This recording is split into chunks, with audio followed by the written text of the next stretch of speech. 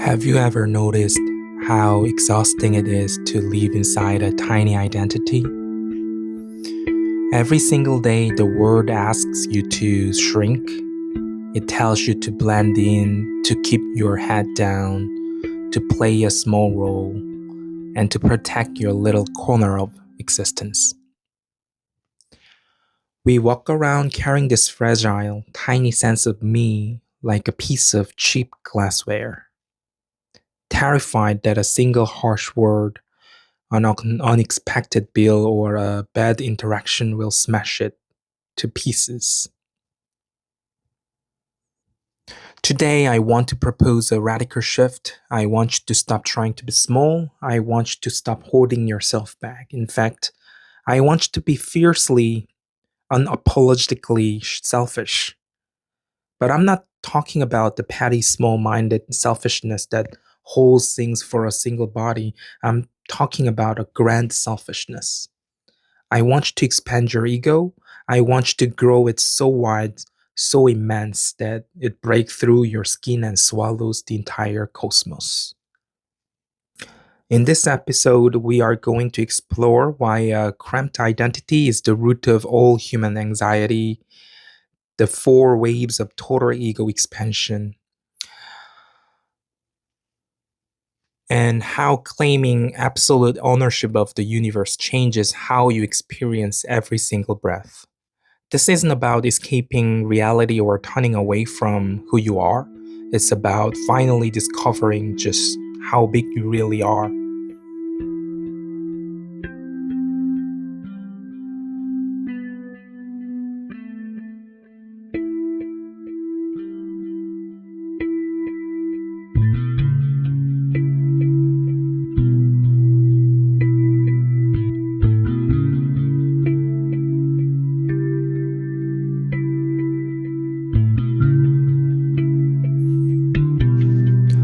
Before we expand, we have to look at the current boundaries of our prison. Most of us live with what we can call a skin-encapsulated identity. We truly believe that I am entirely contained inside this bag of bones and skin, and that everything outside of the skin is not me. When you live with such a tiny ego, you inevitably suffer from 3 specific symptoms. First, the fiction of isolation. When you think you are just a separate fragment dropped into a cold universe, you look at everything as an outsider. The brilliant Zen entertainer Alan Watts described this illusion perfectly. You did not come into this world, you came out of it. Like a wave from the ocean, you are not a stranger here. When your ego is small, you forget that you are a continuous expression of the earth. You feel lonely even in a crowded room because you've drawn the boundary line of me far too tightly. Second, endless defense mechanism. A tiny ego is a fragile ego. If you identify only with your current thoughts, your bank account, and your social status, you are forced to build walls and defend them constantly. You become hyper vigilant, treating everything shifting circumstance like a threat. Imagine you are having a vivid dream where you are being chased through a dark alley. In the dream, you are running for your life. Your heart is pounding and you are desperately looking for a weapon or a place to hide. You are consumed by the need to defend that tiny running body. But what happens if you suddenly become lucid? What happens if you realize, wait, I'm the one dreaming this? The moment your identity expands from the helpless runner to the entire dreaming mind, the fear instantly vanishes. You realize you don't need to fight the monster because you are the monster. You are also the dark alley, the night sky, and the pavement underneath. You stop defending the fragment because you realize you own the entire landscape. When you expand your ego to the universal scale in waking life, you experience the exact same shift. You stop frantically defending your little corner of the world because you realize the entire scenery is an extension of your own grand nature. Third, fear of transience. When your identity is locked into just your physical body, the passing of time feels like an enemy. Every wrinkle, every changing season, every loss feels like a personal attack. The ancient master Lao Tzu offered a beautiful antidote to this in the Tao Te Ching. Love the world as yourself, then you can care for all things. The universe is total because it does not live for itself. It endures forever. If you want to endure, you have to stop living for a fragment. You have to claim the whole.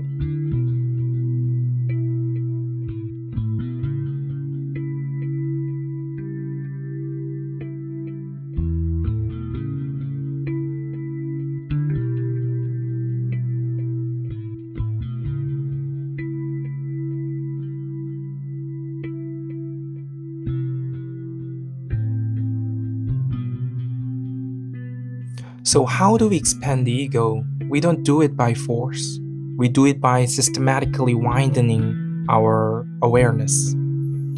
We take our natural desire to love and protect ourselves and we apply it to larger and larger circles of reality. Let's walk through the four waves of expansion. The first wave is the personal vehicle, body and mind. We begin exactly where you are sitting right now. Acknowledge your body and your current mind. This is your immediate home, your focal point in space and time. You don't ignore it, despise it, or try to pretend it isn't there. You own it completely.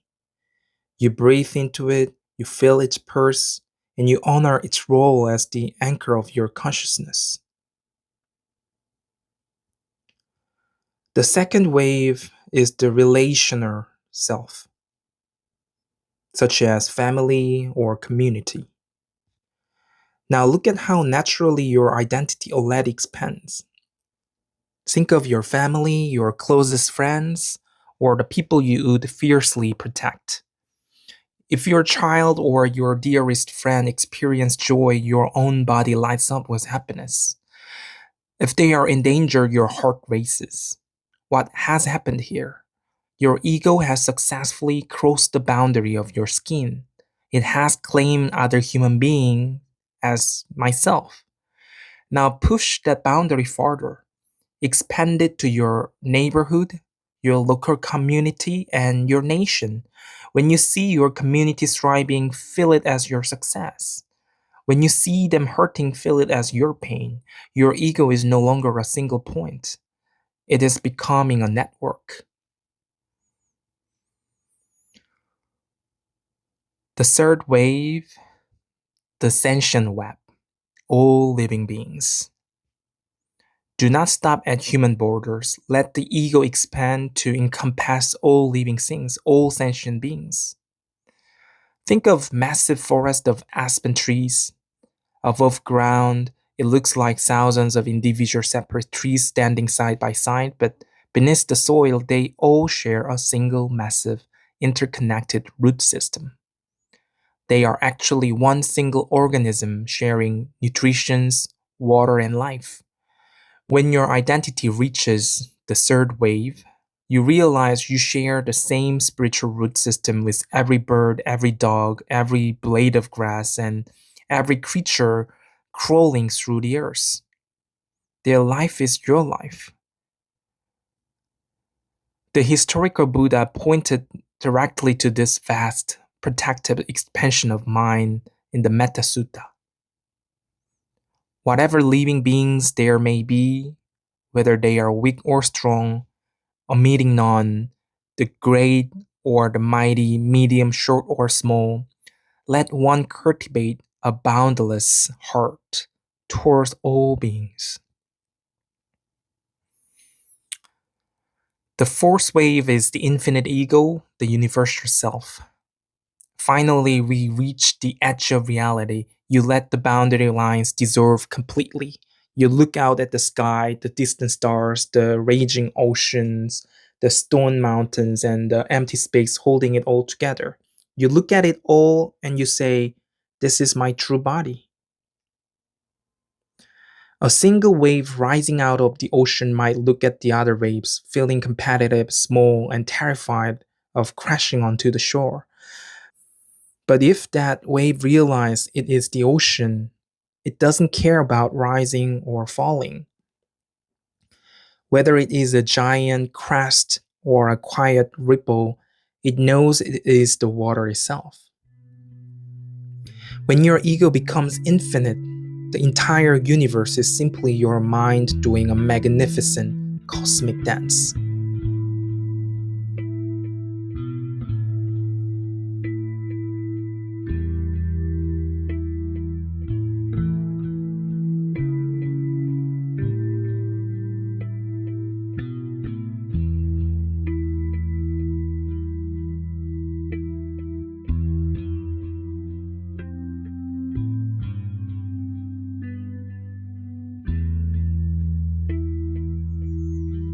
When you live with an infinite ego, your relationship with daily life undergoes three profound transformations.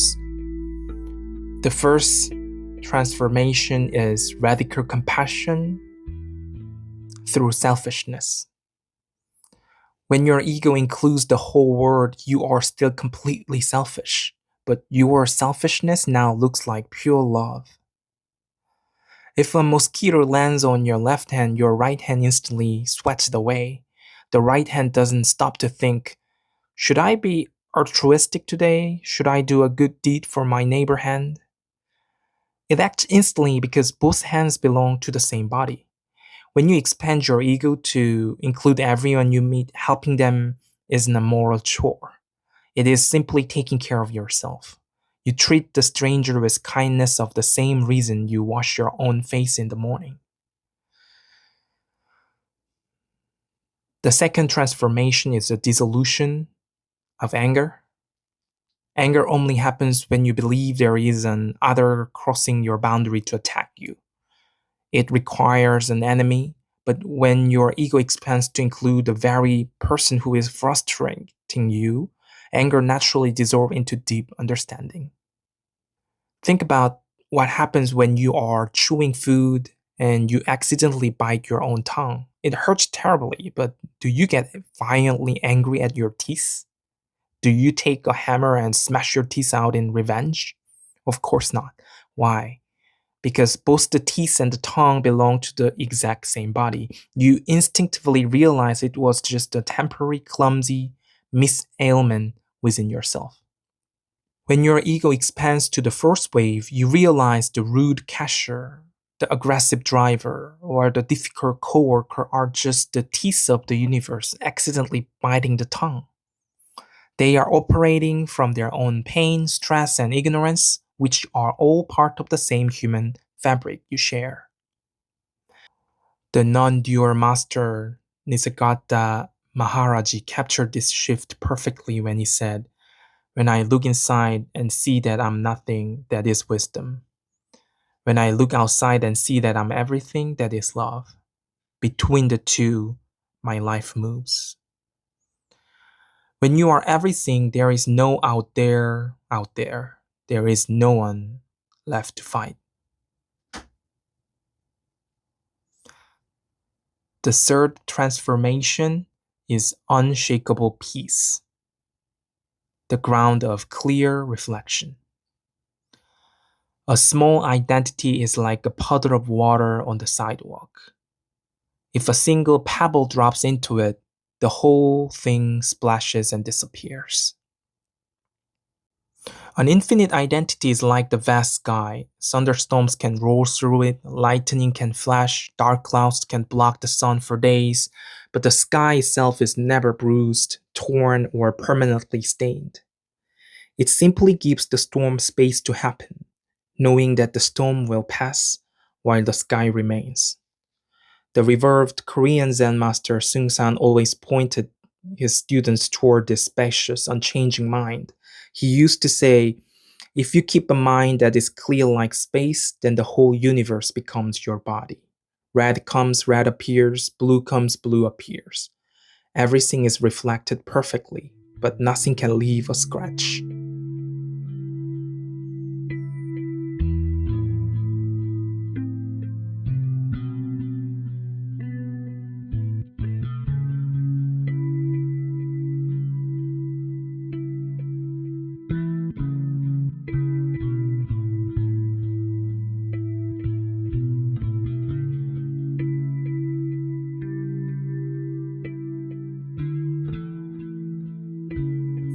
As we close this conversation today, let's take one deep, spacious breath together. Feel your body right now, but don't stop at your skin. Feel the chair supporting you or the bed. Realize that the gravity pulling you down is the very same gravity keeping the moon in orbit. Look at the light in your room, hear the sounds drifting in from outside, and realize that none of this is happening outside of your consciousness. It is all happening within the grand theater of your mind. Stop trying to force yourself to be small, humble, and restricted. Claim your inheritance. Walk out into the world today with an infinite ego. When you look at a tree, don't just look at it, feel it as your own green lungs reaching up to breathe the sun. When you look at another person, see them as your own eyes looking back at you in a different form. Be so beautifully, massively selfish that you accept nothing less than the entire universe as your true self.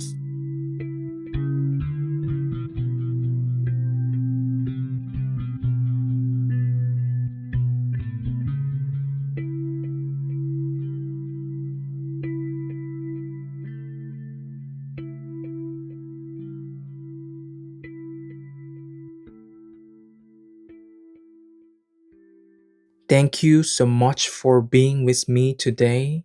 If this expanded perspective brought a little more space into your day, please hit that subscribe button. Leave a comment about how far your ego reached today and share this with someone who needs to remember their true scale. Until next time, stay vast, keep your heart wide open, and remember, you are not just a part of the universe, you are the whole thing, perfectly disguised as you. Take care and stay zen.